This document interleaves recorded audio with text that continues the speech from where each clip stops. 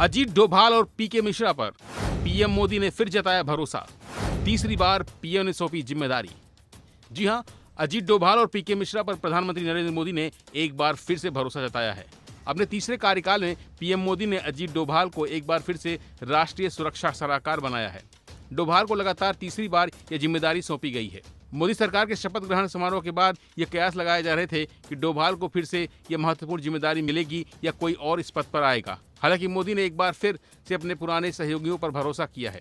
2014 में सत्ता में आने के बाद पीएम मोदी ने डोभाल को पहली बार राष्ट्रीय सुरक्षा सलाहकार नियुक्त किया था।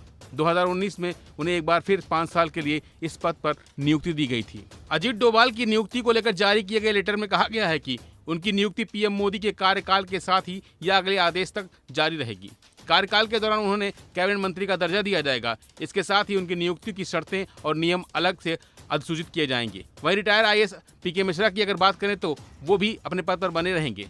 उन्हें 10 जून 2024 से प्रधानमंत्री के प्रधान सचिव के रूप में नियुक्त किया गया है। पीके मिश्रा साल 1972 बैच के आईपीएस अधिकारी हैं। वो पिछले एक दशक से पीएम मोदी के साथ बतौर प्रधान सचिव कार्यरत हैं। पीके मिश्रा पीएमओ में नियुक्ति और प्रशासनिक मामलों के कामकाज को देखेंगे। वहीं अजीत डोभाल की बात करें तो वो पिछले एक दशक से डोभाल पीएम मोदी के सलाहकार के तौर पर कार्यरत हैं। 2014 में अजीत डोभाल ने इराक के तिक्रित में एक अस्पताल में फंसी 46 भारतीय नर्सों की रिहाई सुनिश्चित की।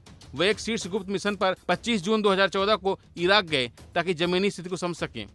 5 जुलाई 2014 को नर्सों को भारत वापस लाया गया। भारत की तरफ से सितंबर 2016 की सर्जिकल स्ट्राइक और फरवरी 2019 में पाकिस्तान में सीमा पर बालाकोट हवाई हमले डोभाल की देखरेख में किए गए। उन्होंने डोकलम गतिरोध को समाप्त करने में भी मदद की। इसके अलावा पूर्वोत्तर में उग्रवाद से निपटने के लिए निर्णायक कदम उठाए। 1945 में उत्तराखंड में जन्मे डोभाल भारत के सबसे कम उम्र के पुलिस अधिकारी हैं, जिन्हें कीर्ति चक्र से सम्मानित किया गया है। यह सैन्य कर्मियों के लिए एक वीरता पुरस्कार है। अब आपको बताते हैं कि आर्थिक राष्ट्रीय सुरक्षा सलाहकार होता कौन है और इसकी नियुक्ति कौन करता है। दरअसल राष्ट्रीय सुरक्षा सलाहकार भारत की राष्ट्रीय सुरक्षा परिषद का वरिष्ठ अधिकारी होता है।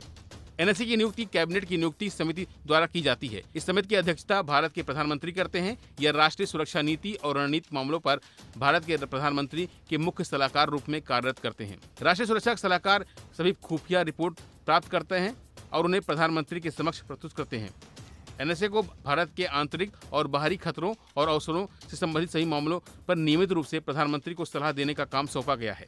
भारत का राष्ट्रीय सुरक्षा सलाहकार चीन के साथ प्रधानमंत्री के विशेष वार्ताकार और सुरक्षा मामलों पर पाकिस्तान और इजरायल के दूत के रूप में भी कार्य करता है। भारत सरकार ने साल 2019 में एनएसए अजीत डोभाल को एनएसए बनने के साथ ही कैबिनेट रैंक भी दिया है।